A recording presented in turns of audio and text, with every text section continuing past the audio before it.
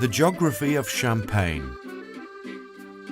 In the last lesson, we learnt about the history of Champagne and the story of the wine as it changed from a pale red wine into the fizzy drink we know today.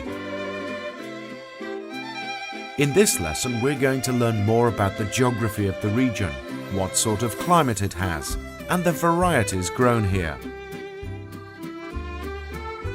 We'll focus on an overview of the Champagne wine region, the terroir of Champagne, and the grape varieties. Let's begin with an overview of the Champagne wine region. The Champagne region is found in the northeast of France, just east of Paris. It is spread across 320 villages and consists of 5 main wine sub-regions. Its 3 commercial centers are Épernay, Ailly, and Reims, the wine capital. Around these main centers, the region is divided into 5 main sub-regions. These are, moving from north to south, the Montagne de Reims, the Vallée de la Marne, the Côte des Blancs, the Côte de Sézanne, Aube, or the Côte des Bars. This is the region of Champagne, the northernmost of all the major wine-growing regions. Let's understand more about how this affects the wines of the region by understanding more about the terroir of Champagne. The French concept of terroir refers to the total natural environment of any grape-growing area.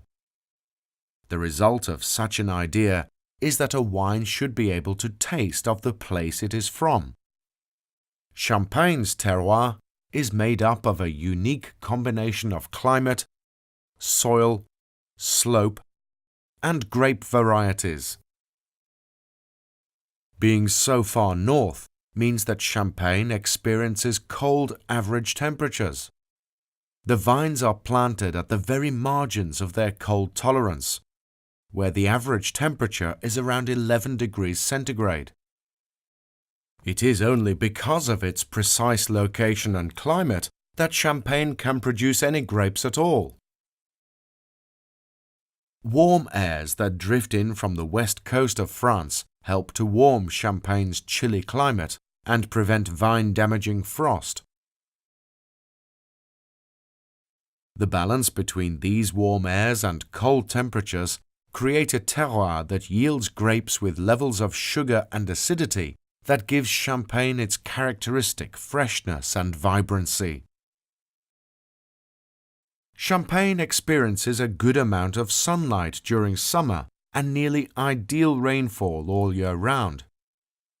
The regular rainfall gives the wine its perfect balance of tartness and sweetness,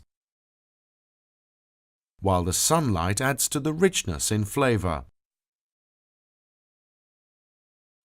The most unique characteristic about Champagne, and vital to the wines it produces, is the region's infertile chalky limestone subsoil. This fine and porous soil allows the roots to grow deep into the ground, where they can reach water reserves. It also provides excellent soil drainage, which prevents waterlogging and dilution of the grape's flavors. More than this, the chalk base helps regulate temperature, absorbing heat during the day and slowly releasing it during the night, keeping the vines nice and snug. The limestone in the soil accounts for the deep earthy tones in the wines, especially those from Côte des Blancs and Aube, or the Côte des Bars.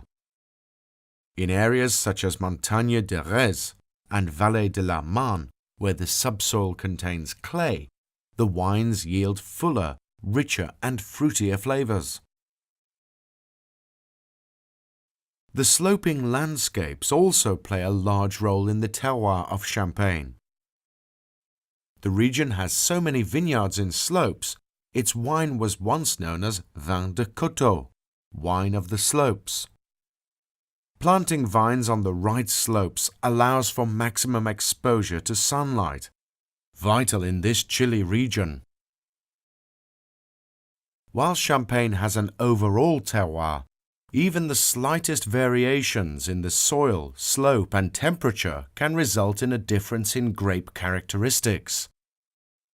This means that even two neighboring vineyards can produce markedly different wines. Now let us consider the grape varieties grown in the various sub-regions. Despite being quintessentially light and white, Champagne is mostly made from black grapes. The three grapes that dominate the Champagne vineyards are the red grapes Pinot Noir, Pinot Meunier, and the white grape Chardonnay. Pinot Noir provides the basic structure and depth of fruit in many blends, as well as the distinctive aromas of red berries. Pinot Noir is the main grape variety on the slopes of Montagne de Retz and is a speciality of the warmer Côte des Bar vineyards. Pinot Meunier is rarely grown outside of Champagne and is extremely valuable to Champagne blends. It is characterized by lovely aromatics and light-bodied fruitiness.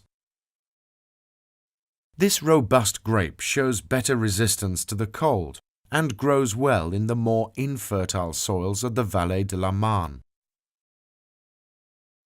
Chardonnay is king on the Côte des Blancs, yielding delicately fragrant wines with floral and citrus notes. The Côte de Sézanne is planted almost exclusively with Chardonnay due to the slightly warmer temperatures, which allow the grapes to ripen better and produce wines with a biscuity flavor. By now you should have a good feeling for the region of Champagne.